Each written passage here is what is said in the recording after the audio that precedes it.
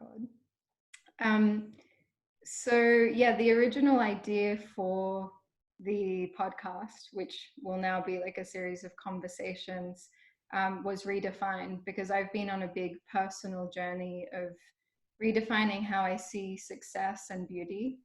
And that's how this has all come about. So I'm not sure if I'm going to call it that exactly, but the intention and where it's coming from is still the same. Got it. Yeah. Okay. Cool. So did you have any more questions around that, or? No, I think that definitely, when I was thinking about our conversation, I think the questions were, some of the things we talked about before was the idea of kind of putting side by side Western psychology and maybe we'll call it shamanic or indigenous traditions of healing, and the parallels and differences between them. And I was also thinking about it in, with the new wave of psychedelic or healing methods that are coming up, that there is I think there is a conversation about redefining or what are appropriate treatments, what is available, what is mental health, what is considered mental health. Totally. Right? Totally. So I think I'm curious to see how we can chat about that, because I think we are in the midst of a redefining of a sort. Yes. Of what's considered to be healthy. Yes. Oh, I'm so glad you brought that up, because actually my journey to redefining what success looks like for myself has also led me to a space now where I'm reluctant to use the terms like mental health disorders or eating disorders, or anxiety and depression and eating disorders. I understand the need for classification, but I guess I just see the idea of a disorder in a different light. So that's a cool little thing to put together. It's a lot more than redefining success and beauty. It's redefining everything. Well, I think they're all related, right? Our concepts of what's beautiful and what's successful come from at least in my mind, partially come from our idea of they're related to some sense of health, right? If you are successful in a certain way, it means that you belong to a certain part of a healthy financial group, right? If you're part of middle upper class, it means you've succeeded in a certain way, which allows you access to health in a different way. But I feel that they're somehow related. Success, beauty, health, there's all kinds of things that are related to through what kind of principles, through what kind of ideas do we judge what's beautiful and what's not, what's successful and what's not, what's healthy and what's not. Yeah. Right. And I think I don't want to jump right into it, but we can. But most of our concepts come from a very contemporary Western capitalist values that have shaped these ideas. What's healthy, what's successful, what's beautiful, what's all that stuff. Yeah. Are those values actually the right values for us to kind of measure ourselves against? Well, this is what led me on the shamanic healing journey.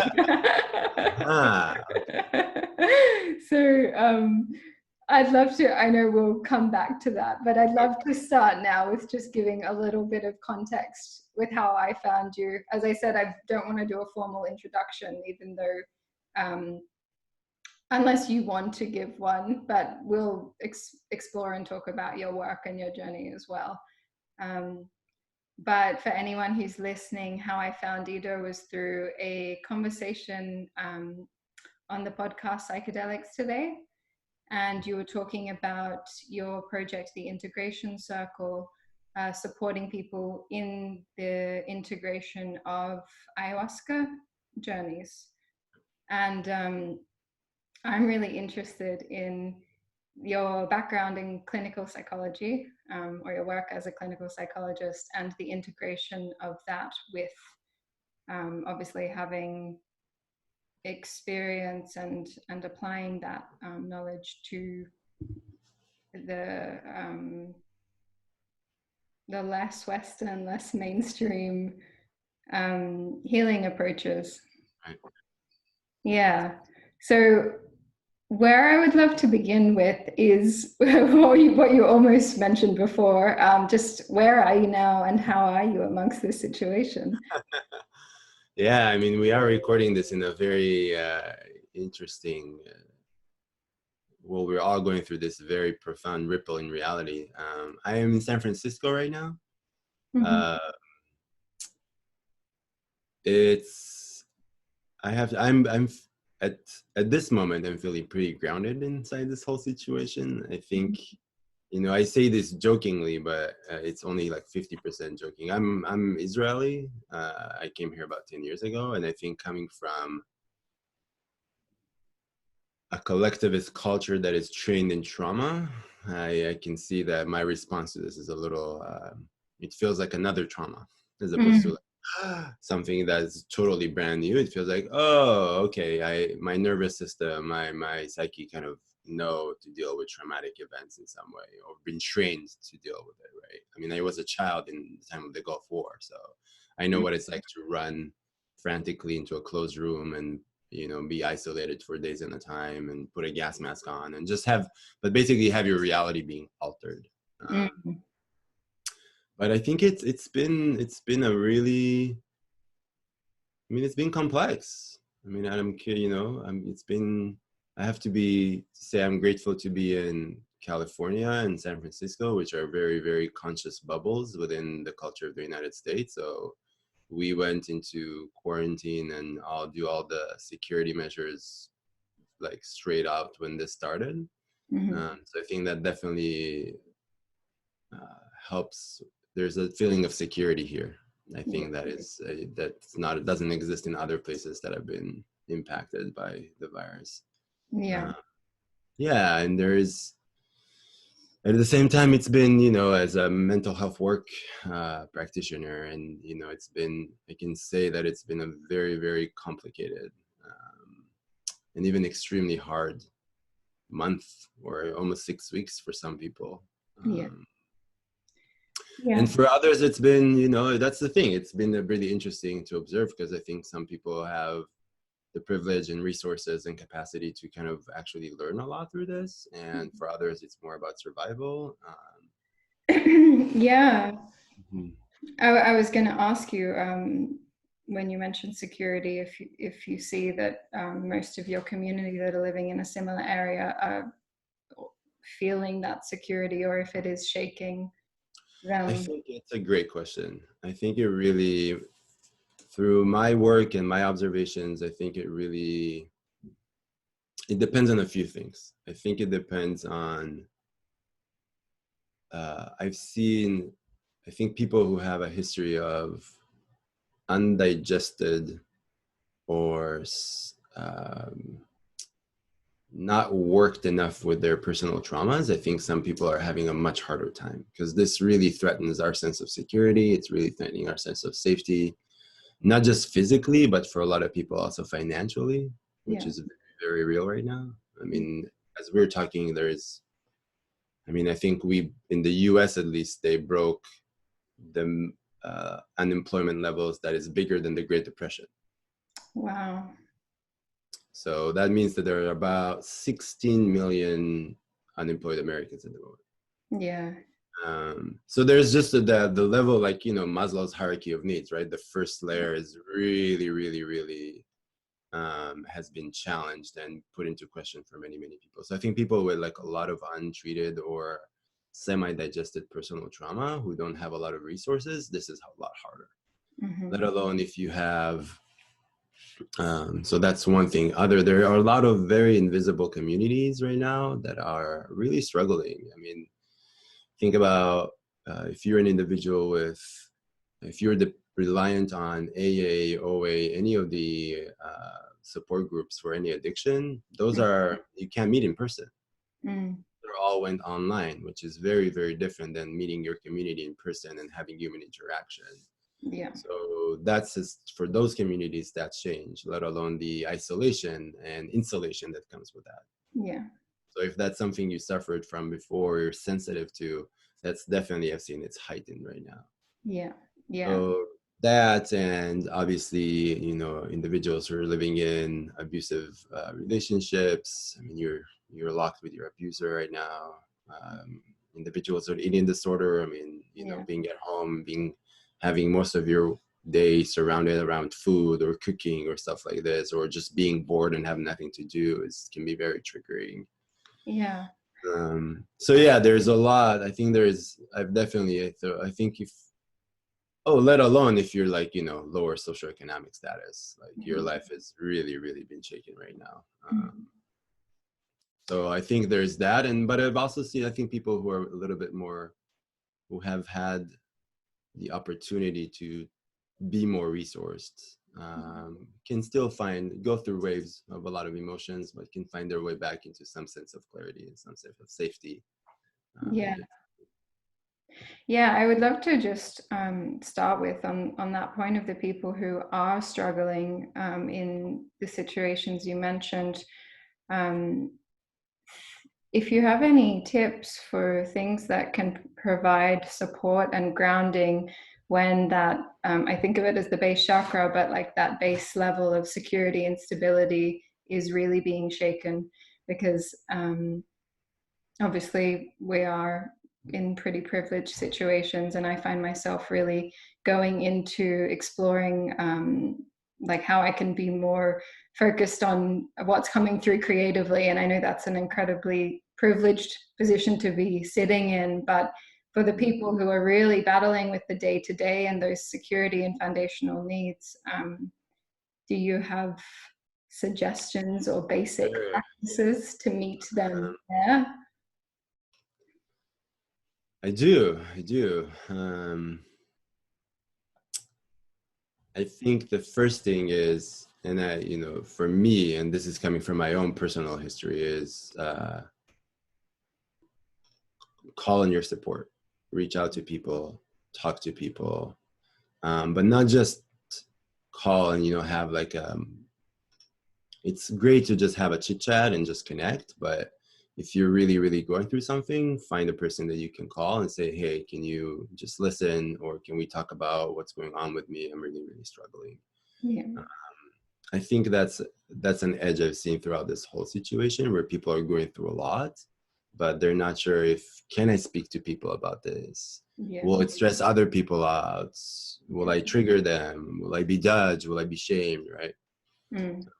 And on the other side of that, I've even found that with my parents. And yeah, on the other side, I'm also, when I'm sensing that friends or loved ones are struggling and holding it back and not wanting to share it, Mhm. inviting them to as well. Yes. Yeah. If you have the space, oh, that would be great, right? I mean, that's how we form communities. Yeah. That's how, which is a big part, I think, of the difference when we get there between more quote unquote indigenous healing traditions and Western traditions, right? The emphasis on the importance of the community and community support and being part of a community. Mm. That's a very interesting point. I don't want to get too sidetracked on it, but like what community actually means would be so different. Well, yeah, it must be so different. I haven't really explored that, but I'm already thinking Well, I because mean, you can see it now. I mean, see it in Europe, where, I mean, you can see the difference in countries like Italy and Spain, where this virus has hit really hard, and how communities have come together, either by donation or by the approach to the collective loss and grief, and even the yeah. beautiful gestures like the hundreds of people standing outside the balconies and singing together and like trying Yeah. to like, right? I Yeah. think that's all part of that communal mindset, right? It's the idea Mhm. that we're going through this together, for better Yeah. and for worse.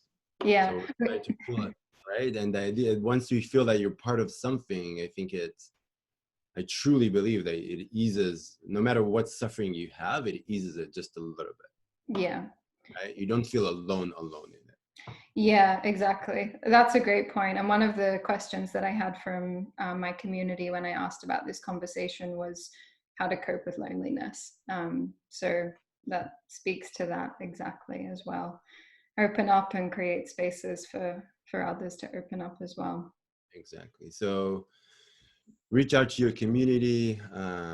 If you are able to do it, obviously there are so many resources that are free right now to do anything. And it can be anything from take a walk half an hour through the day and just really breathe mindfully, shake your body, release yourself, right? Try to calm or tend, I don't know if it's even about calm, but just tend to your nervous system, tend to your body, tend to your emotional system. It's vital for all of us, no matter in what level of social economic class you live in. That's just part of what we all need to do. Obviously, you know, if you're really struggling, if you're part of those communities and you're really struggling, if you can reach out for some kind of professional support. I know right now that there are a lot of mental health workers that are either offering like pro bono or like very, very low fee support. But again, that depends if you have just a little bit of resource that you can direct in that way. Do you know any websites or resources where people can find services like that? I know that in the Bay, or at least in San Francisco, it's very prevalent, but I can't think of something that's more global right now, but I can think and come back to you. Okay, cool. Thanks. I'll do some research as well on that. That's a good point. I would like to move on into a kind of slightly different tone of question, which is, what are you passionate about right now in your work or in your life? which could be linked as well. A few things other than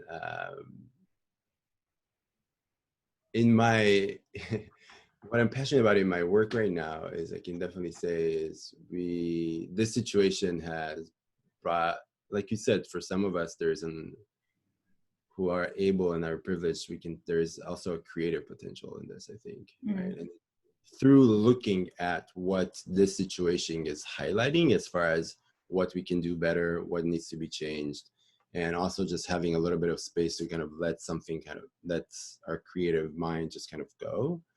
I think a lot of what has been coming up is offering our integration services to this situation. There's a lot in this that we can actually use for change. Yes. It doesn't have to be, right? This is, if we want it or not, this is an out of the usual experience that has altered our lives, which means we are right now, right, all of us, constantly relating to this new reality. So if you're locked with a partner, you are in relationship school right now. If you're smiling, maybe that you felt. I'm locked with a partner. We have the Vipassana days once a week. There we go. It's working out well there. No, it's great. I mean, it's relationship school that can propel relationships into beautiful places. If you're locked with your family, oh yeah, it's a great time to observe your relationship with your kids. So we've started offering a lot of that kind of support. Like, okay, let's just take a moment and zoom out and see what am I experiencing? What am I experiencing? What parts of myself am I meeting? What parts of myself also in my relationship to the collective structures that we're part of, be it the healthcare system, the financial system, right? Everything is really up in the air and very, very visible, both the beautiful sides and the less beautiful sides. Yeah. So that's something that I really like, okay, how can we come together and really see if there's a way to both support each other, and for those of us who feel like there is some space to see, okay, what am I learning from this about myself? What am I learning about the world? So we started doing that, offering that online as of recent. My biggest curiosity right now is, on a professional level, is this ongoing curiosity that I have with, so part of the thing that I found doing the research I've done is that the people who were able to take experiences and create long-term sustainable depth change in themselves, or the people who are able to realize that, oh wait, I've went through something really meaningful and I am turning my attention towards that. Because that feels really, really important, and I really, really want to build a strong relationship. So they actually choose to move their focus on this experience, and that's propelled this whole process of transformation. So I'm been really thinking and talking and asking and trying to observe and research about how can we get, I think this ties to what you want to do, Amelia, to redefine this idea of what's important, and to really take in or integrate that these experiences that we're having are of high value, and to build strong relationships with them. Because what I see is that for good reasons, for all of us, myself included, we tend to give things like a few days, or we kind of visit them on and off, and in a natural way they just kind of fizzle out, and they seek into we don't lose them, but they just kind of seek into our less conscious or less aware part of ourselves. And then they go away, or our relationship with them disappears. And there is something there. I think there is something both personal and collective that we can work as far as like reprioritizing those experiences, and really thinking about what language can I use, what language can we use as a community, what practices, what tools, what needs to be done in order to make that little bridge so much stronger between experience and change. That's the bridge. That's for me, it's like that link. Amazing. Well, I mean, that's what I'm aiming to do through this. So that's great. How do you think about it? Well, the way I see it is the more that I redefine to success, to being about internal fulfillment, and the more I apply that that actually like physical felt feeling of fulfillment, and then begin approaching goal setting, like physical real life goal setting from what is truly fulfilling for me, and how do I want to grow this and create this in the world, and then putting more emphasis on and focus on the goals and the new concept of success. That's what keeps me integrating all the experiences and all the traumas and triggers and whatever comes up that I'm processing.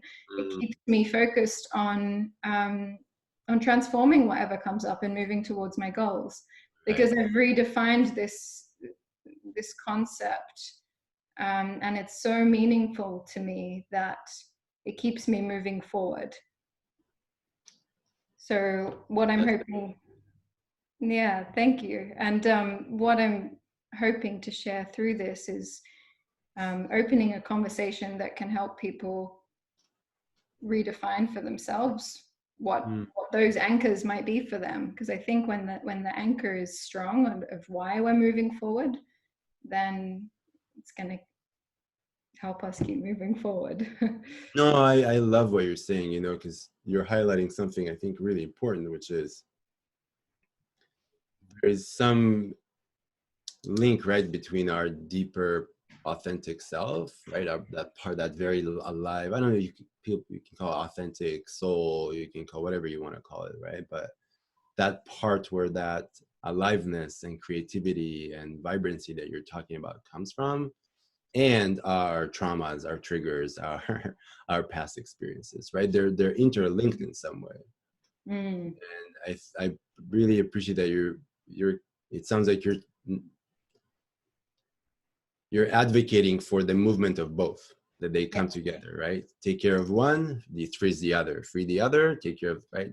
Yeah.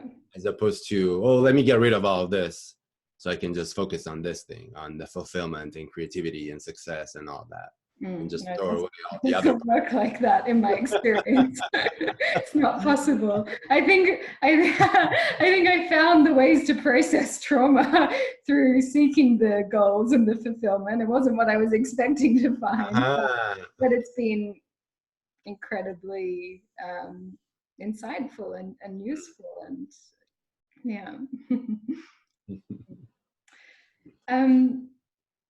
So I'd like to jump all the way back to how you got into psychology, or I don't know, did your curiosity and more spiritual healing approaches begin first, or?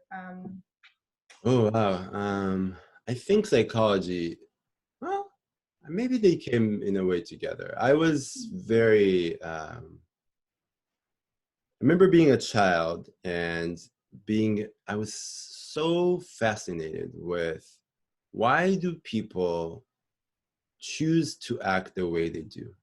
Like, I would look at people and I was like, why did you want to do that? Like, what did you go through that made you want to do this thing and not that thing?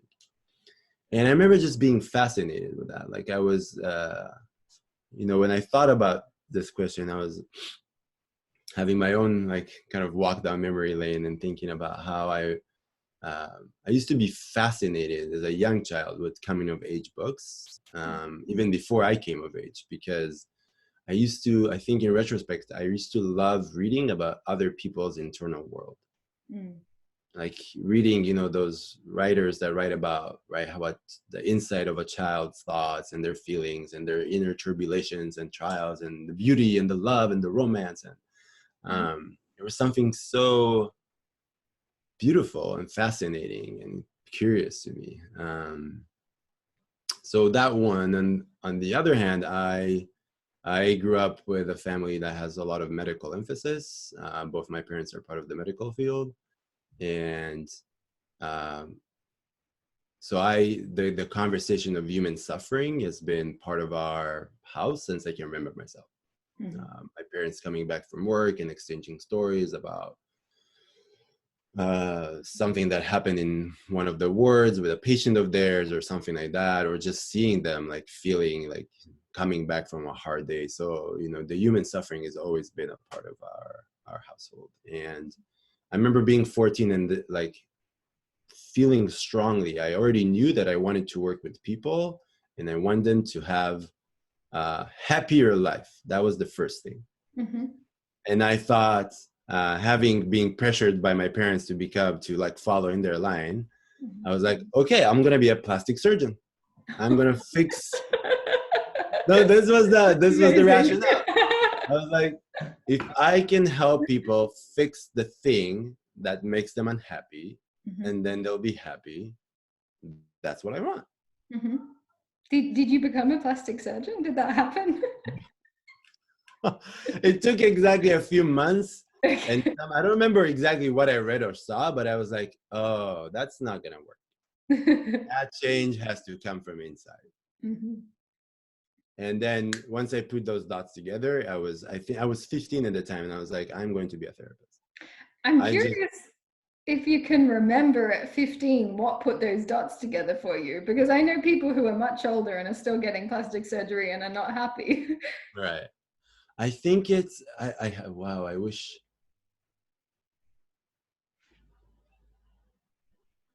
I think when I started looking at, because I grew up in an environment that I grew up in a desert, but I grew up in a community that half the people were mid-upper class and half people were mid-lower class.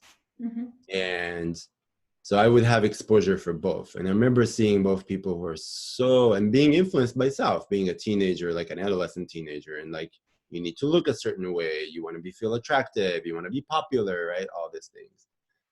So the idea of appearances was very much alive in the community I was growing up, which I think is, all communities are infected by that for the most part. But I think what comes to mind is I just saw people who are seemingly beautiful, but incredibly miserable. So I was like, yeah, that's not gonna work. Fixing is not gonna help on that level. It's not gonna change it. And I think the other thing, what comes to mind, I'm not sure why, but I remember seeing a show, given, mind you, this is, I'm going to expose myself, like 23 years ago. So plastic surgery in men, at least, was still kind of like something very sensitive. But I remember seeing a show about following 3 male patients. It was a random, like one of those documentaries. And I looked at these men and I was like, oh God, no, this is not going to help. Yeah. I mean, because I just heard him speak about how distorted their view of themselves was, and how it all got located in their physical body. And no matter, and I remember one person, they interviewed his family, and his family was like, you're beautiful to us. Like, we don't need you to change. Like, what's, but there was something, he was so fixated, like, no, if I don't have, I don't remember exactly which body part he wanted to modify, but if I don't get that, I will never be happy. And I think that and a few other things, I was like, oh yeah, this is not, change has to happen inside. Not only, but it has to happen inside if you really want to transform the way I experience myself. You can be the most, I mean, I'm curious for your experience coming from, being part of and coming from the modeling world, but I'm sure there are a lot of seemingly, by social standard norms, beautiful people who are incredibly unhappy. Oh yeah, beautiful, famous, rich, like All all of it. the things that we all grow up thinking we want. And I mean, what still perplexes me is how many people stay on that journey and are not, they don't seem to be fulfilled, they don't seem to be happy, but they, for some reason, it's their path, I guess, they stay on that journey. But I very quickly, through modeling, that kind of illusion was broken for me. Part of my work has been, for a while I thought I needed to come away from, well, I did, I needed to take a step away from the modeling industry because the conditioning is so strong there about what beauty is and what success is. And that was like, to heal my own eating disorders and relationship with my body, I needed space from that environment for a while. But now it's felt, the next step for me has been actually coming back in and sharing my new definition and standing strong in my healthy body and creating the change. Like, I've finally found some agents and we're literally creating the change. Like, they're creating a new size of bodies that are allowed in modeling agents. Oh, wow. Which is cool. And that's always been a goal for me. But I know that, like what you're talking about, for all of us, the change has to happen from within. So I've seen one thing that I can do in the external world is begin to break down this rigid norm of what beauty is supposed to look like. But I think regardless of how diverse the modeling industry is, if people are still seeking that worth and validation and love really based externally, it's never gonna fulfill the same thing. Oh yeah, no, I agree. And you're again, you're highlighting something important, which is how much are we aware of how much we're impacted by, right, the cultural norms, of the collective norms of what's beautiful. What do you need to be in order to be perceived as beautiful? What do you need to become in order to be successful, right? And that's, I think we underestimate the impact of collective messages has on our personal selves. Right? Because what you're describing is, in a way, if we think about it, a very non-rational process. Like, if I'm miserable, why would I keep searching for happiness in the things that make me miserable? Yeah. Right? So there is something, I mean, we can sit here and be like, oh yeah, that's not rational. But it's like, okay, but that means that there is something deeper, something either emotional, right, or something other that's still grabbing, right? Grabbing us as individuals within a collective that is still impacting us. Yeah. The And most, that's where we're, go ahead, sorry. I was just going to say the most common answer I get when I ask that question from people who are maybe beginning this process or leaning towards beginning this process is the fear of individuation and Mm, the fear of like, why should I redefine beauty and redefine success if it's going to ostracize me from society? It's like, yeah. because so no, that's actually a really important thing in what you just said, right? Because I was just having a conversation on Sunday. We closed this big project that I did with Kyle from Psychedelics today. We did this whole, we did actually a beautiful project where we interviewed 6 professionals about the shadow side of the psychedelic science world. Cool. So yeah, yeah, please go. It's when this airs, you can still go and get it. Psychedelics Today, it's free, it's donation based. We wanted this to be open for the public. It's such an important topic. Amazing. So one of the things we talked about in this concluding was that in order to change, you have to sacrifice something. And I think what you're talking to is sacrifice. Yeah. Individuation comes with meaning if I individuate from that mainstream world, right? It means that I might not be as successful as I would be if I immerse myself in that world. In the eyes of that world. Exactly. And can I sacrifice consciously? And by sacrifice, I mean make a different choice that has some loss in it for myself, right? And choose what feels more healthy or authentic versus what will be more beneficial, or I can get more of it. Mm-hmm. And this is where I see it being so important for the focus to be on the goal, on the deeper goal, what we want more deeply, because otherwise the idea of the sacrifice is just stifling. Yes. Yeah. Yes. Mm. Mm-hmm. This conversation's so good. I'm sure that theme's going to keep weaving back in, but I do want to come back to your journey into psychology. And I don't remember, you kind of didn't get around to saying if Well, yeah. So let me started at a take us different back from my teenage years. So I mean that's when it kind of settled, and I got read a bunch of.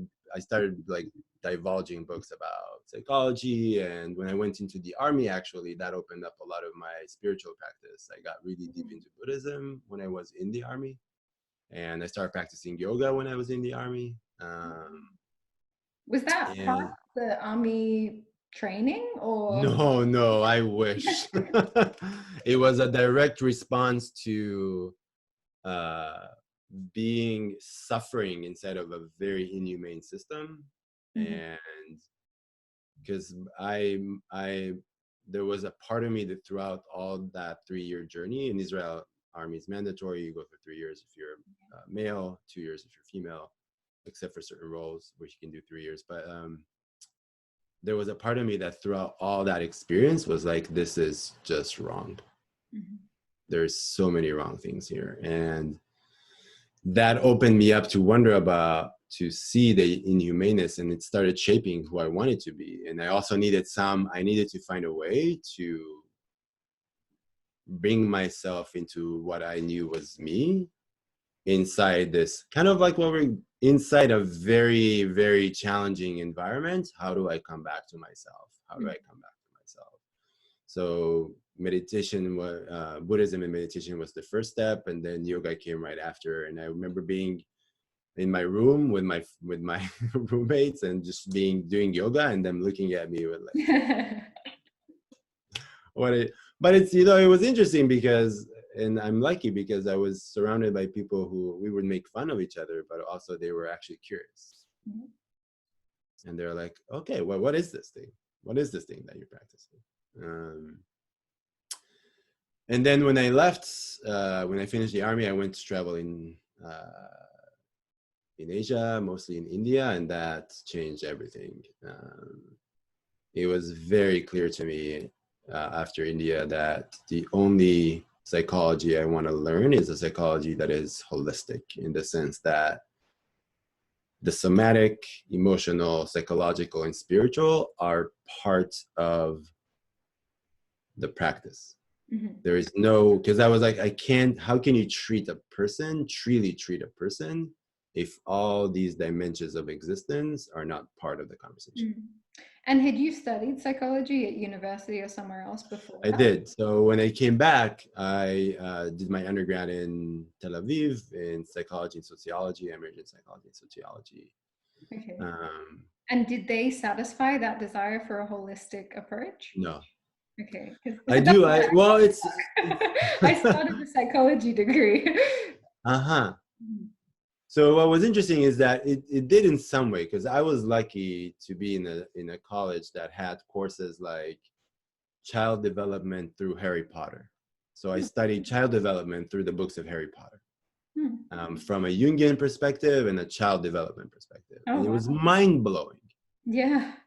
Mind-blowing. Or I took a course on the psychology of the 60s and the hippie movement. Mm-hmm. So like we talked about like, the LSD movement, and like, so there was like pieces, but as a whole, no, because it's not mainstream psychology. Mainstream Western psychology is still psychoanalytically oriented, Yeah. which is fantastic, but old school psychoanalysis is very white, it's very European, and it does not take it. It's not a philosophy that naturally sees the idea that all these categories we mentioned, the somatic, emotional, psychological, spiritual, are part of the human experience. Mm-hmm. I mean, there is one story that I've heard about Freud that I always reference when I get to conversations about this, which is Freud could not tolerate listening to music, because as a Jew persecuted from Nazi Europe, he had this trauma where Nazis would play music and then put Jews on trains in the way to concentration camps. So he never worked out that trauma. So he could, and for me, it's like, wow, if a person who couldn't tolerate music, right, which is such a vital expression of life and creativity and livelihood, and it's not in a judging, but if he couldn't bring himself to work that out, it means that there's a whole part of life that he had to push out of his philosophy. Mm-hmm. Yeah. Right. So in a way, again, so I think that, so no, but what I did find was actually London is part of that story. At that time, I was introduced to transpersonal psychology. Mm-hmm. And I get really fascinated because in transpersonal psychology, all these domains are part of the philosophy. So you work with, at university? say again? And you studied transpersonal psychology at So no, this was through, like, they touched on it in the class that I took, and then I started like doing my own research, and I sought out a transpersonal therapist in Israel, which was very uncommon at the time, and worked with her. So what is it exactly? You said it incorporates all of these different elements, like working with the somatic, the mental, emotional, spiritual. Right. So the idea is that, right, the name kind of gives it out. It's transpersonal. So the idea is that there is not only an incorporation, but also curiosity and desire to search for things that are beyond the ego, beyond what we call our familiar, stable sense of I identity, me. Right. So if you have, let's say, I know that you're very much into movement and dance, right? Let's say you went dancing and all of a sudden you had this like ecstatic explosion or a release of emotion, or even like opened up into a whole different like vision, or like, so that's definitely invited, right? Because that's beyond the ego. It's transpersonal in that way. So it welcomes that kind of exploration. Exactly. Right. And alongside of it, shamanic in practices, such as plant medicine, such as doing rituals in nature, relating to nature. So all those elements are part of transpersonal psychology. Cool. Okay. Mm-hmm. So So I found about that, and then yeah, someone referred me to a school in London actually that teaches transpersonal. And and then another friend of mine was like, oh, I found this school in San Francisco. And so my friend ended up going to London to study, and I ended up coming yeah. Right. Mm-hmm. And so at this point, were you kind of including this broader, more holistic perspective in your personal practice? Yes. Yeah, I hear. By then I was, like I said, my therapist was that I was very deep into meditation, and coming back from India, I had my philosophy has expanded like vastly into believing, like having more rituals in part of my life. And I was in a relationship that we both had like deep spiritual values, and shared them and practiced them. So I practiced, like I said, meditation and yoga, and was very into shamanism. And my interest in psychedelic healing started like getting really, really intense. And obviously my relationship with Judaism and the more mystical part of Judaism and just the mystical traditions of the world. So coming here just felt like the next step in my natural evolution in some way. I'd love to hear your definition of shamanism, because it's something that kind of gets thrown around a lot. Ay, ay, ay. What does it mean to you? So I can't pretend to be an expert on shamanism, because I don't know anyone who is, but in that way. But I think for me, shamanism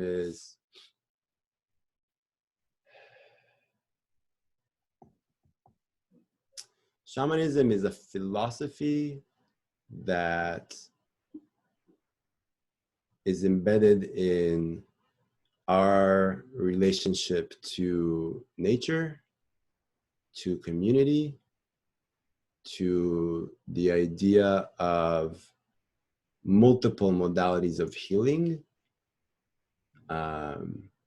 and that honors, emphasizes, and celebrates the fact that everything in our environment has a living spirit in it, which means that you're always relating to something that is alive, if you're aware of it or not.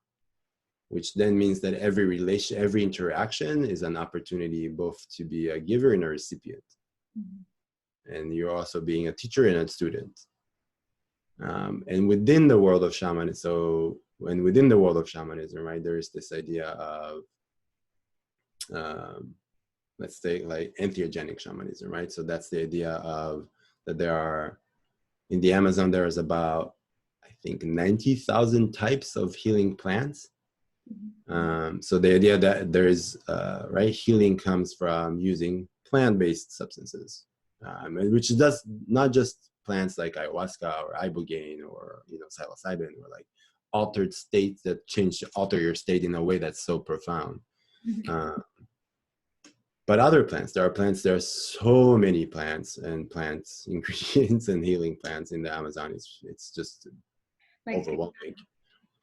And also, so that's one thing. The other thing is our relationship with nature as a whole, which is animals, right? It's the ecosystem as an entity. The idea that there are, I think that the idea in shamanism that there are entities, that there is an energetic spiritual world that is only semi-visible to us on a regular day, and much more visible if we do certain if we go through plant shamanism, we can ingest certain plants, or we can go through shamanic rituals, which is more just without inducing any substance or any plant, which are supposed to get you into in an altered state of consciousness, to open you to those spiritual archetypal realms through ritual, through ceremony, right?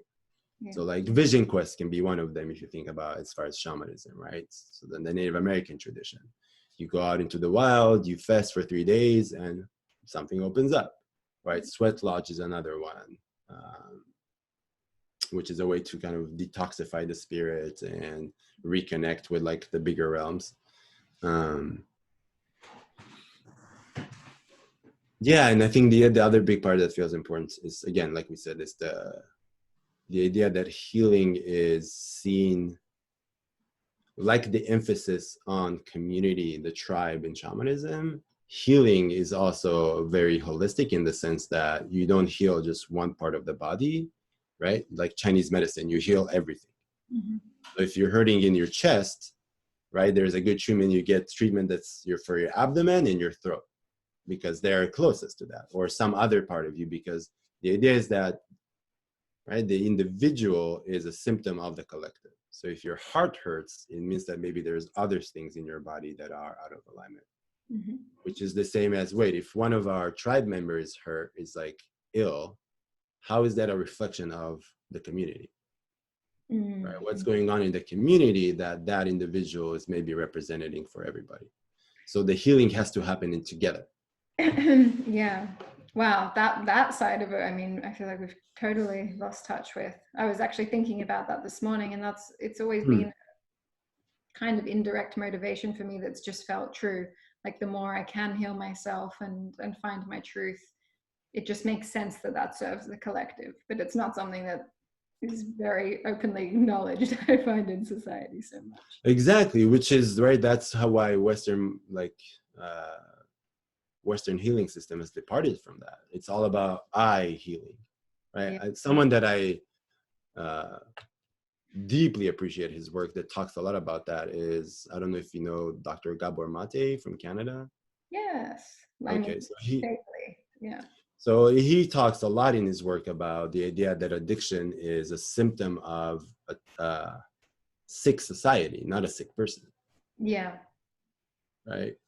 And that in a way, the problem of addiction is more, it's all these individuals who are representing the fact that we are living in a society that is incredibly traumatized.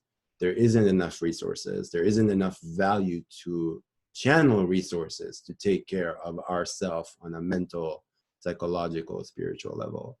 And let alone class issues, let alone race issues, right? That's we're not going to even open that one up. But that addiction as a whole is a symptom of for the culture, but it actually gets treated as individual problems. Yeah. Right. No, that person is an addict. They have a problem. Yeah. Right. Where the addict came from an environment. Maybe their family environment was what was traumatizing. Maybe their bigger environment was traumatizing. Right. So it's never isolated in that way. Mm-hmm. So I think that's a big part of shamanism for me, which is the importance of the collective, mm-hmm. and how that's embedded into healing in that way. Yeah. And are there any other like key differences you see between the mainstream kind of psychology approach and the more holistic shamanic approach to healing? Wow, so many.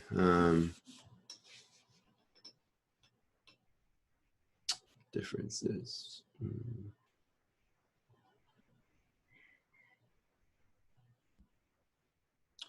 Other than the things that I've said, I think that there is, I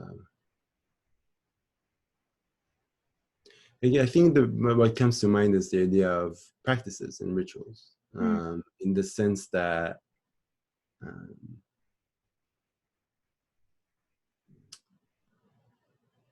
when in indigenous communities, as I know them, like for example, the idea is that you don't just go, it's mutual participation. Mm-hmm. Meaning that your healing is also dependent on how you're participating. So you would go to a shaman, and the shaman would, like in some traditional ayahuasca communities, the shaman would drink. The participant wouldn't. The participant would just sit, and the shaman would drink and go into the spirit world and do a diagnosis and see like, okay, I can see what's the spiritual symptom here, what's the issue. And then through the shaman's practices, they will get like clues about what plants need to happen, what rituals this person needs to do, what needs to change in their environment. And then the shaman would kind of like slowly come back and be like, okay, here's what you do. Mm-hmm. But it wasn't as simple as what we have, which is, okay, here, take this pill every day, right, for 30 days, and you'll be fine. It was more like, okay, you need to stop, you need to change your diet, you need to add this to your diet.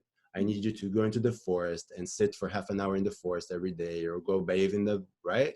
It was much more active participation, and it was a process of, if you want to heal, you are actively going to engage in your healing. Mm-hmm. Well, we have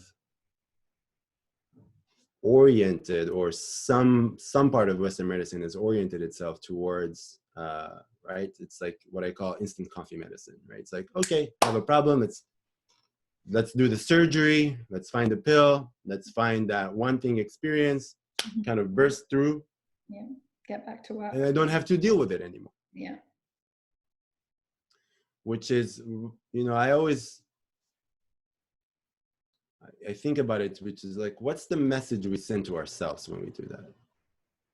Right? If I'm suffering from something, physical or non-physical, basically what I'm saying to myself is that that's suffering, that experience is not worth my attention, or it's not worth me investing my attention.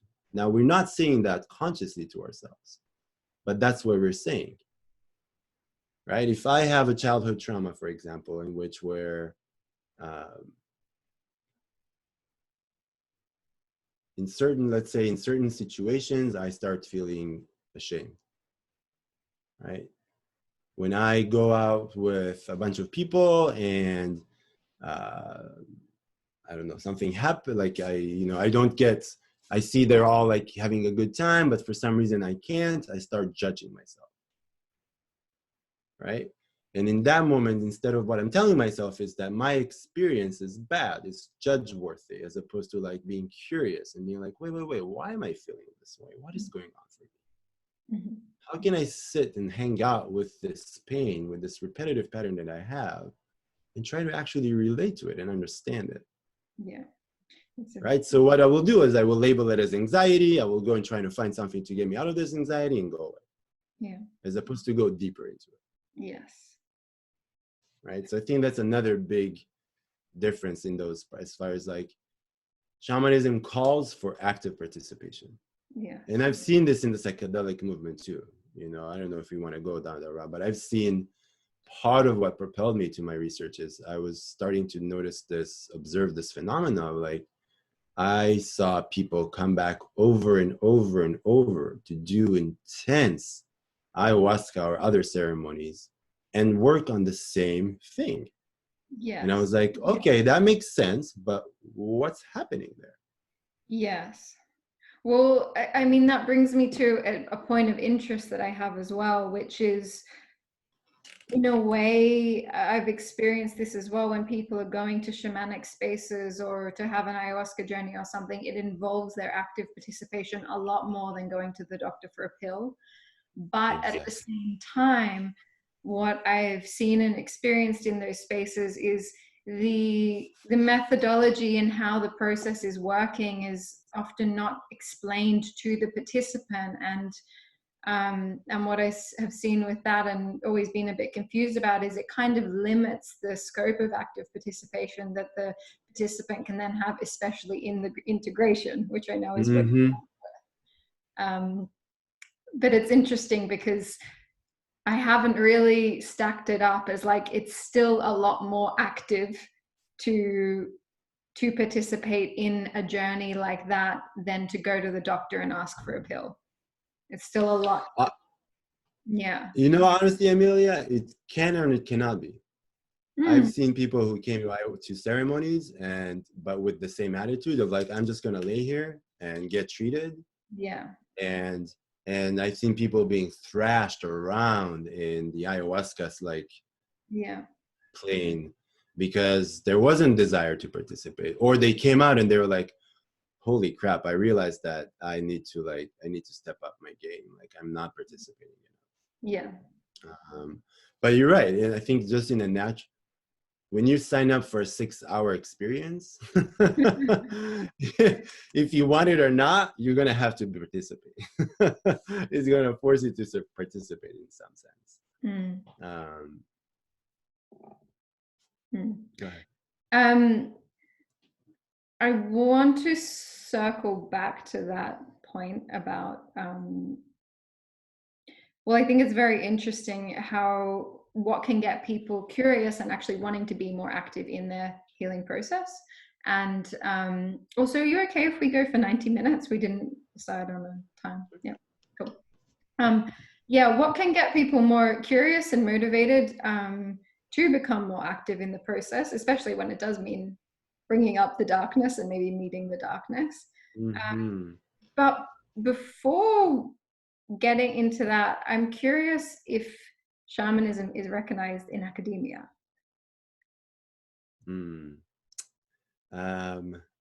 Depends on the academia. Okay. For example, I went to a school called California Institute of Integral Studies, which is known because it's the only school in the US, at least, that is based on integral psychology, which is the psychology that integrates everything we spoke about until now.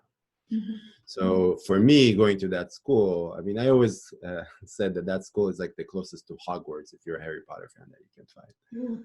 Really, because I don't know a lot of other spaces where you can sit and study like Western psychology and hear drumming come from the other class, and other people are doing like expressive arts in the class next to you, and so you hear people like screaming and shouting and animal voices and all this stuff. Like that's unusual for me.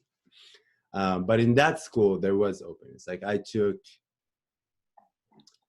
2 3.5 months courses on shaman. One of them was shamanic traditions around the world, and the other was shamanic psychotherapy.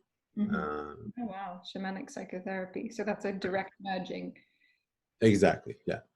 Which was, but at the bigger, I think there's a big conversation as far as, for example, in the psychedelic world or in academia, it's like, okay, how much space does this healing modality gets? How is it talked about? Who teaches it? Yeah. Right. And I was lucky because I had to say again. I was going to say, and on that point, is there sound research being conducted? And like, there is a lot of research. I think that's the beauty of, at least one of the more beautiful, although it has its shadow too, sides of the re-emergence of entheogenic and psychedelic healing, because there's a lot of research being done of like people going down to Peru, South America, Central America, to all these tribes and learning, seeing what that modalities are, really learning, like even going and like using EEG and like all kinds of like measurements to like see what happens when you do this tradition. It's like I've done part of my study in Peru. Like I was lucky to go and like be in a retreat center in Peru and see a little bit and get a little bit of that. Cool. As part of the course you were doing. No, that was part of my doctoral research. Okay. Amazing. One of the questions actually from my community was about like current research around ayahuasca and what's happening right now in that field, and where you see the future of it going, or where is important for it to go. There's a lot. I mean, you know, we're lucky to have a body like MAPS, which is the multidisciplinary organization for psychedelic studies, they are kind of the big, them, and there's a group in Spain called ICEERS. So MAPS have been like spearheading this MDMA, PTSD world, like psychedelic like research, and ICEERS have done really interesting research with ayahuasca. Like their last study, I think, was on ayahuasca and grief, which was beautiful. And they also done one on ayahuasca and eating disorders. Oh, cool. Do you know there were through that? Say again? Do you know what the findings were that came through that? I do. I remember because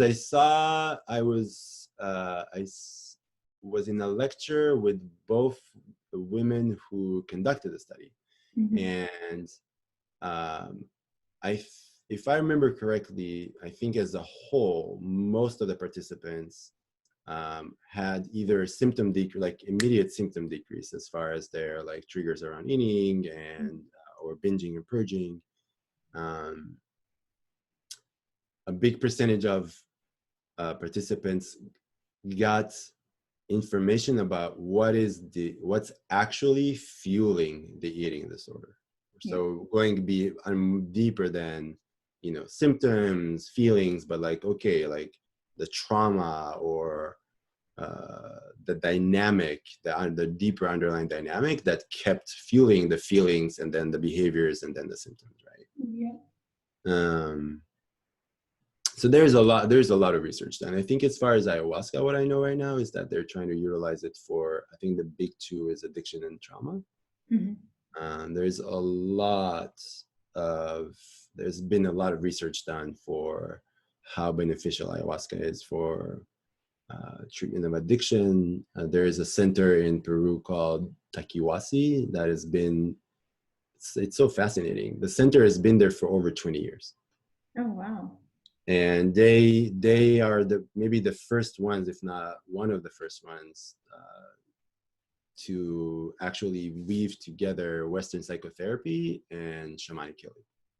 So you go and you do one-on-one Western psychotherapy sessions, and you sit in ayahuasca ceremonies the next day. Wow. Do you know what the success like it depends how So you actually, I do. but The last time I read their results, they had a 70% success rate for the first 5 years. It means that from the moment you left the center, mm-hmm. 70% of the participants remained sober for 5 years. Okay, interesting. Which is, just to give you some like context, Mm-hmm. any other modality falls anywhere between the 5 and 15%. Wow. It's Wow. an unbelievable difference. Wow. It's incredible if we kind of take time to think about, wait. So you're saying that people went for 9 months to this center and then was sober for 5 years. 70% got sober for 5 years. Mm. And any other healing modality in the world that we have right now, from Suboxone, which is right the substitute for treatment for narcotics, to any other healing like Western tradition, like AA, NA, Mm-hmm. Western psychotherapy, psychiatric medications with Western psychotherapy, Mm. that's somewhere between the 5 and 10% success rate. Wow, my gosh, I had no idea it was so low. Yeah, addiction is a very hard, because again, the problem is that one of the things that I've read from it's what they think it makes it successful is not just the use of the indigenous, like the shamanic healing tradition, but it's the change in environment. Most of the problems for people with addiction is that when you go back to the same environment in which which supported your addiction, Yeah. or caused your addiction. Yeah. So that's why the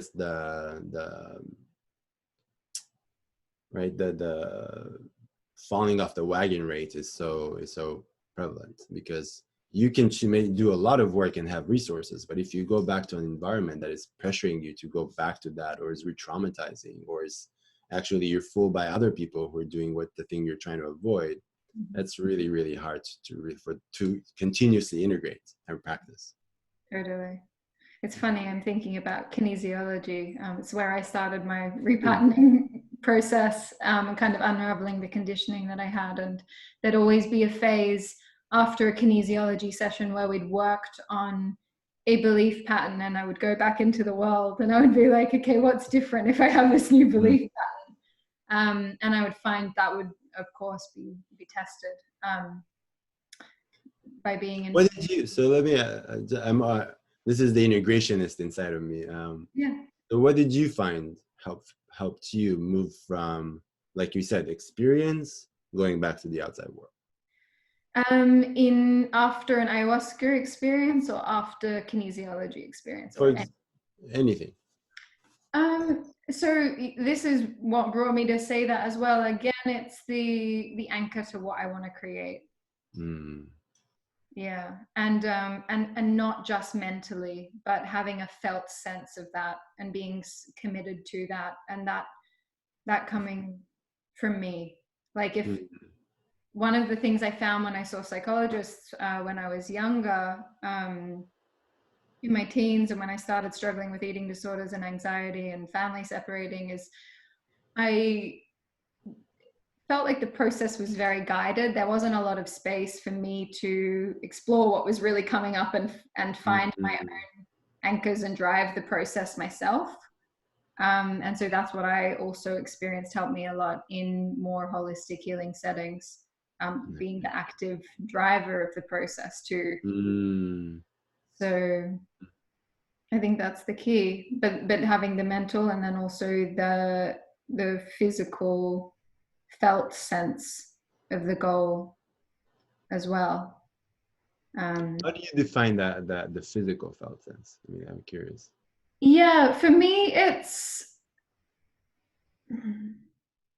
well, this is the redefining. It's like it's like I can have the goal of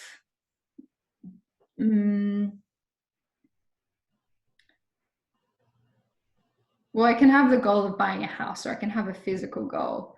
I've had many goals that I've achieved when I've just wanted to get there, but they haven't been so fulfilling if it's just been a mental process. But when I decide how I want to feel and I make that my orienting force of success and fulfillment and where I'm going, and so I'm more focused on cultivating that felt sense, that sense of fulfillment and relaxedness and love and joy and playfulness, and I use that to navigate what actions I'm taking and how I'm moving towards my goals, then so it's and I cultivate that through meditation, through dance, through different practices, but it's cultivating like the energy of it and aligning the mental action and goals with that.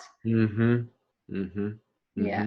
Did that answer the question? No, it's it's beautifully answered the question. I think for me, I'm taking what you're saying. It's like I think the people I've talked to in throughout who are able to move from experience to change is people. I mean, for me, what you're saying is a change in a deep change in inner attitude. If I come towards my day to day with a sense of curiosity and play and creativity, which doesn't mean that means that only positive things can come my way, but whatever comes my way, I meet it with that type of attitude. That changes everything. Yeah. Right? Because then something like an old trauma or a bad feeling or quote unquote bad feeling or challenge comes, right? I don't automatically react to it as though like something bad is happening or I'm being victimized or, oh my God, it's a huge challenge. It's like, oh, there's curiosity. Yeah. There's creativity. It feels like there's a strong desire to try and like, okay, how can I meet this as part of my process to getting to where I want to go, and not as something that's deterring me or stopping me or something like that. Yeah, totally. And I remember now that was one of the things I took away from your podcast, from the conversation with Kyle as well, that you emphasized that switching to the curious mindset. Yes. Yeah. There's a few more questions I want to get in that people asked on Instagram. One was, have there been official studies on brains experiencing depression and anxiety and the changes in chemical composition before and after psychedelic and shamanic experiences? Yes, many. Many. And would they be found on maps and ICERs, like you said? Maps for when I say that, maps are the first sure bet to go and search for those studies. if you go to Google Scholar and type anything that says psychedelics or MDMA, or actually for anxiety and depression, I think MDMA and LSD would be the big ones. Although there's a lot of studies also on ayahuasca, and psilocybin is big for depression and anxiety. Many studies. So that's one. The second thing is, if you want to look at the impact on brain chemistry, people might be curious to go and look at research on microdosing. Yeah. So that's when, right, when people have take small sub-threshold quantities of either LSD or psilocybin, I think is the big one. And there is a lot of research shows that actually if you take sub-threshold doses for a long enough time, it does something to the brain chemistry. Like I work with people who actually are doing it right now, and are reporting profound changes in their mood. And I'm pretty sure that it's tied to their brain chemistry. People who have been suffering from, I worked with someone who was suffering from paralyzing anxiety. Paralyzing, like this is an adult in their 40s. I'm talking about anxiety that leads to vomiting attacks and body shaking and intense fear of everything collapsing. Through, I mean, not just only microdosing, but through therapy and microdosing and other practices. We are a year and a half in, and all those symptoms were gone. Cool. And this person has went through a lot of challenging stuff in that year and a half that should have been good triggers for that level of anxiety and panic, but it didn't come up. Wow. I've heard from friends who have tried microdosing that they found it to be more destabilizing, but I guess maybe there's a difference. You're working with it long term, there's going to be a very big difference, and in a supported setting. Exactly. Yeah. I mean, the other thing that microdosing will do, just for the sake of, is that what it can also do is, because the moment you get less anxious or less depressed, it means that actually you have more access to your systems are more sensitive, and you have more access to what happens internally and what's going on for you relationally. So you actually might be feeling better, but all of a sudden you're feeling more. So it can seem like, wait. this is destabilizing. Because you're actually getting better and now you're feeling more. Yes. Wow, that's a really important thing to be aware of. Yeah. Is there a term for that? Like, I haven't really heard that spoken about, but it also seems to be a very key part of the process that it's important to be aware of. Very much. For anyone who does any, first of all, let alone psychedelic treatment or healing, any kind of, if you do it alone or with someone, but any kind of deep, consistent, persistent psychospiritual practice, you will start feeling improvement, but that improvement usually means that you're becoming also more open. Yes. So stuff is going to start surfacing, and the world you're going to be more sensitive to the world. And that might actually make you feel like things are worsening, but actually that's because your systems are healthier, so your capacity is opening. This might seem obvious, but why is that a good thing? Why is that a good thing? Couldn't it be easier to just stay closed? It could be. It could be, and sometimes it's necessary. I don't want to say that we need to walk around with with our bellies up to the world all the time, but sometimes it's important to put boundaries and to take space and to actually close that sensitivity and that openness and rest and recuperate and also just enjoy our own personal life. It's not because if we are from the perspective of active participation, that is active participation. Yes, actively creating those boundaries. Right, and from the if we're talking about not wanting to like just be immersed in the part of Western culture that is so self-centered, and not in the negative way, but like the self is the center, right? And by that it means that everything else is less important, right? Which is, we know, we already spoke a little bit about how the problem, like what's problematic with that. That means that I'm much more, well, first of all, I'm an active participation in the world. Second of all, I'm in active participation with myself, right? So if I am feeling better and there's more resources, and all of a sudden a painful memory comes up or a painful insight comes up, that is, why is that important? Because if I am able to work with that painful memory, it means that there is something I can free, treat, and heal in myself, which will also open up the other side of that painful memory, which can be my playfulness, right? So let's give an example. If there is this idea that's called that the two-sided nature of our patterns, of our complexes. What does that mean? It means that if I grew up, let's say if I had a really bad childhood, right? It means that I wasn't allowed to be playful, like the natural playfulness a child has, natural curiosity, right? And then it comes up for me as an adult, and I'm like, I don't want to deal with this.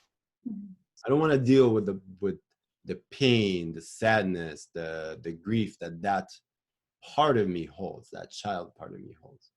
What I'm also pushing away is on the playfulness, the curiosity, the livelihood of that thing. So, right, two sides to the same coin, to the same part.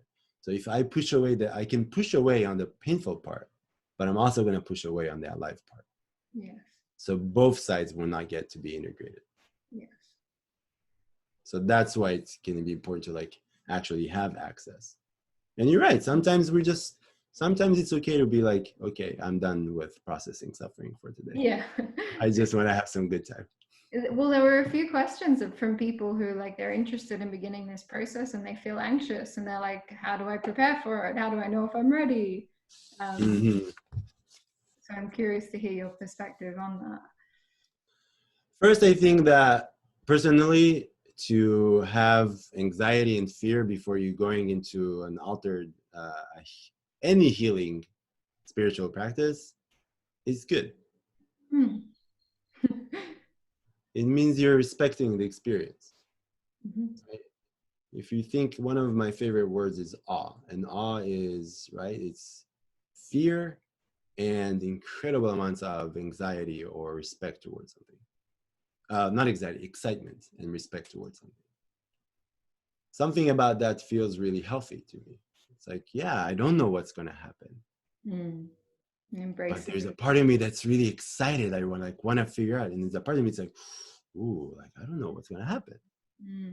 So there's something actually really humbling about it.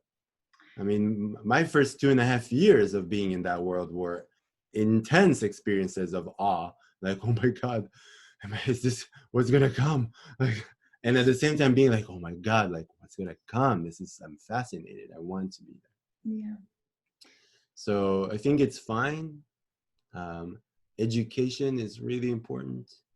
Not in a way as a way to try and control the experience, but as a way to ease yourself towards this new terrain that you're going to figure. So read a little bit about it. There are so many wonderful documentaries and shows available on YouTube, for example, about these processes and what you can do with them. Prepare your support system. Yes. If you have one, if you don't, get a support system. And if you really want to go deep, is ask yourself, okay, why am I nervous? Yeah. Right. And I think there is a thread when I work with people on preparation and the nervousness comes, I'm like, okay, what's let's honor this nervousness. Why are you nervous? Well, I don't know what's going to happen. Okay, you don't know what's going to happen. What are you afraid is going, right? So there's some worst case scenario hiding there. Yeah. It's comes back to that relationship to change and surrender. I love how, I mean, it comes back to the curiosity thing as well. Exactly. More curiosity and openness rather than gripping onto the control, and being fearful and judgmental, I guess, of what can happen. There is I think, curiosity for me, and maybe I'm projecting on you, Amelia, so you'll tell me, but from what I've seen through your work, plays a big part of your world too. The biggest. Okay. Well, not the biggest, but it's pretty a big part. It's a big part in me redefining success. Like, if I can't play, I don't want it. Yeah. Okay, I love that. That's a great value. Yeah. I think curiosity is part of the world of play, right? Yes, definitely. And so if you can be in that, there is years and years ago, there was, I think he was actually a British therapist called Winnicott, who would observe children. And he would observe children and play. And what he saw, that play is not an activity, play is a state. Yes. Right? It's a state in which, in that state, I can try things as weird as they are, and there is no judgment. Openness. Oh, exactly. There's openness. There's a suspension of criticism. There's a suspension of knowing. Right? So I take something and put it on my head, and I try and do it, and it's like, okay, that didn't work. And then there's all this. Exactly. Yeah. There's freedom. Yeah. There's freedom. There's creativity. There is this intuition even that comes through, right, in those spaces. So yes, play. Such a big one, right? So yeah, so preparing the support, and doing the research, and that side of openness and curiosity and play feels like a really nice kind of ground. So I guess, yeah, so thank you for bringing us back. So using that play to actually, it's funny because just by doing that process of preparation, you can already start the actual work, right? If I ask myself, wait, why am I going to do this experience? What's my intention? And get really honest about it. And then I ask myself, wait, why am I nervous? Right? For a lot of people that I work in preparation, the nervousness usually comes from, oh, I'm scared that I'll be shown this thing, or I'm scared that I'll be changed and I don't know how. Yes, and that's the victim mindset in a way, isn't it? Because it's like, well, I mean, once you can see that you're scared of those things, you can, like, this leads me on to the last point I wanted to touch on. For people who don't, or maybe aren't ready to go and have a psychedelic experience, then starting this process and getting curious, and if that's the thing we don't want to see, maybe getting support to see that, or creating a space to look at that ourselves, can, in my experience, lead to the same, actually, kind of. Yes, I'm so happy you said that. Exactly. That's the beauty of playful curiosity. If I can be playfully curious with myself, just by asking these questions, by starting to prepare into going to that space, I can learn so much. I've done about 6 months ago, after I did that podcast that you listened to, a very interesting young woman approached me because she was preparing to go to do an ayahuasca retreat in Central America. And we spent about 7 sessions together just preparing. And it was so rich. We have done so much work just in the preparation. That by the time it was time for her to go, she was like, wow, I feel like I have so much already ready, like not just readiness, but resources. Yes. Because I really went through, she was able to be playfully curious. And there were both painful things that came up, but out of those painful things, really powerful resources, really powerful insights. Yeah. So the tinge of like, oh, I'm going to be surprised in that space with something that's totally out of my control, because that's a big one, has diminished for her so much so that there was just like, yeah, I'm ready. Yeah. I'm excited and I'm anxious, but I'm ready to go. Yeah, and I think that's such a key when there is that anxiety and curiosity there. Once we're resourced, the uncertainty can still be there, but it can be so much more grounded, which allows us to be more Yes, curious. exactly. That was actually something in my experience that wasn't emphasized in the spaces that I went into, like shamanic and plant medicine healing spaces originally.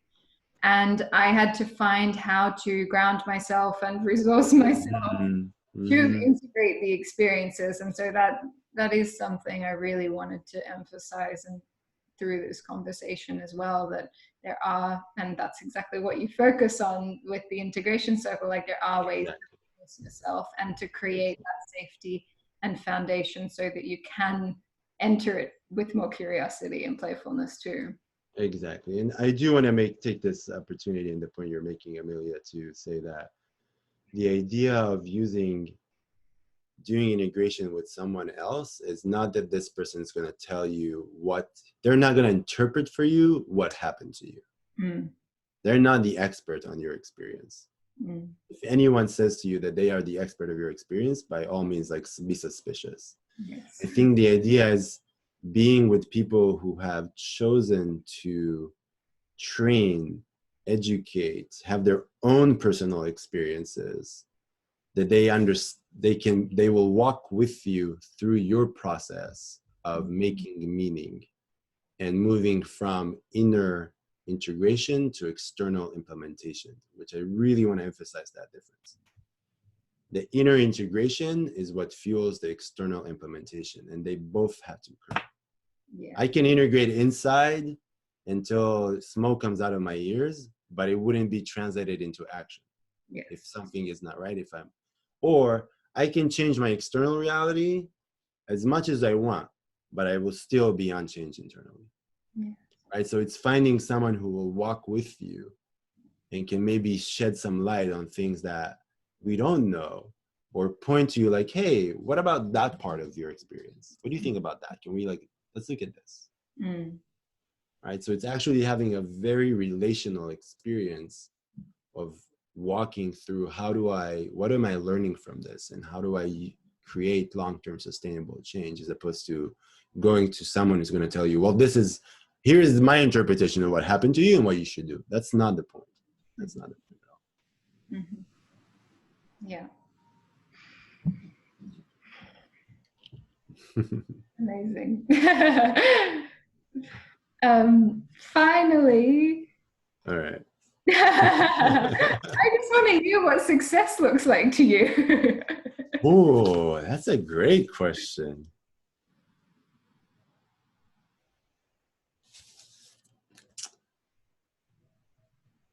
Success for me,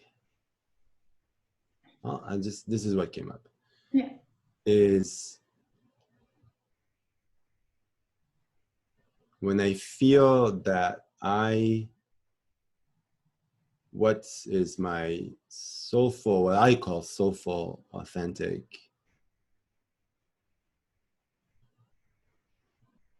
knowing and passions, when I'm able to be that in the world, no matter what the outcome is. Mm.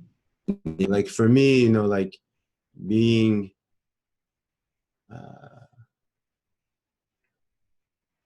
I have two examples, right? So doing the integration piece for me is success, because I wanted to do this kind of work with people, and I wanted to be of service in this way. And I was curious about these worlds, both the Jungian psychology world and shamanism and plant shamanism. And the fact that I'm able to contribute to that larger conversation and be with people in their process, for me, is success. Mm-hmm.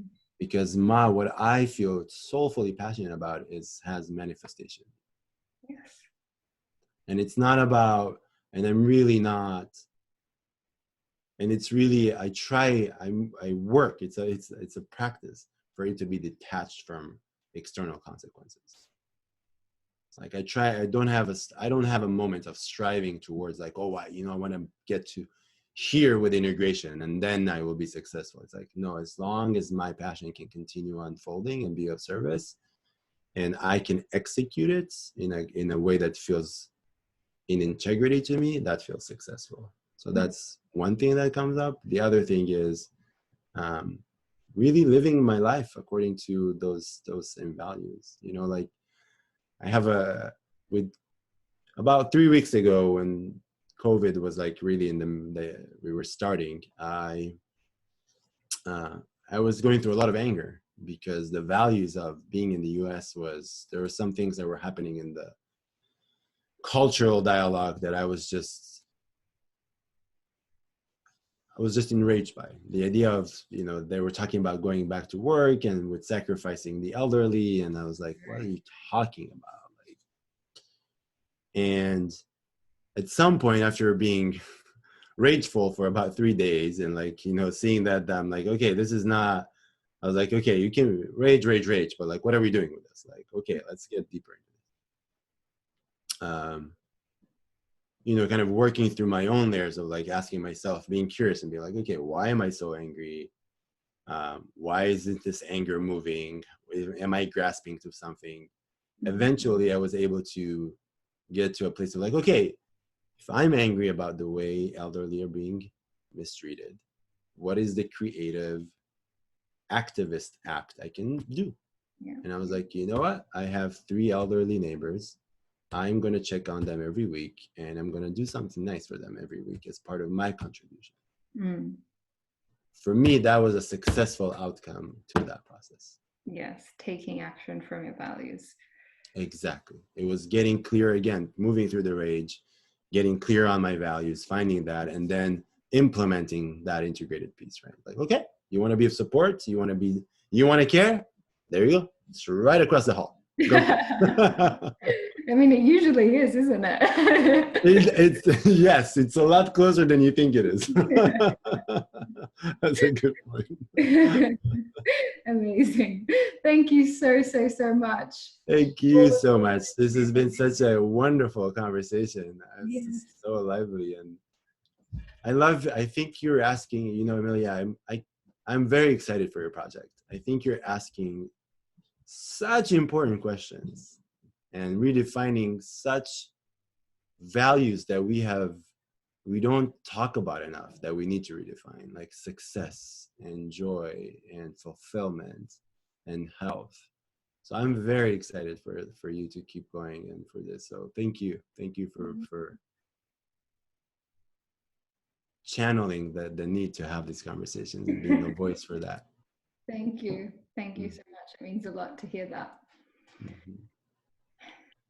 Amazing. Well, I will keep you posted when I put it out there. Okay. And yeah, if you have any thoughts or notes or anything else you want to add or for me to delete from it, feel free to let me know.